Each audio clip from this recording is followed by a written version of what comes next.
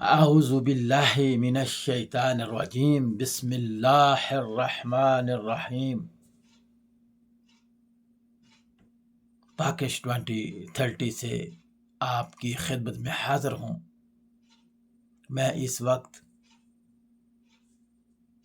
پوری قوم سے مخاطب ہوں، پاکستانی پوری قوم سے مخاطب ہوں، خاص الخاص پاکستان کے اندر علماء کرام سے مخاطب ہوں، خاص الخاص ان ججز سے مخاطب ہوں، خاص الخاص ان وکلاء سے مخاطب ہوں جو اس وقت ایک ایسا کیس جس کا تعلق نجی بنتا ہے، نجی گھر کا معاملہ بنتا ہے۔ میں یہ نہیں کہتا کہ کسی بڑے شخص کا کیس ہے، اللہ کے ہاں تمام انسان برابر ہیں۔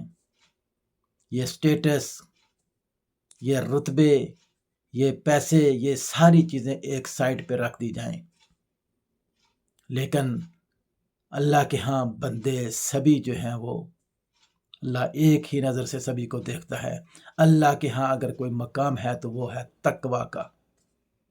تقوی میں جو آگے ہے، چاہے وہ غریب ہے، فقیر ہے، ملک کا بادشاہ کیوں نہ ہو، جو تقوی میں آگے ہے اللہ کے ہاں اسی کا مقام ہے۔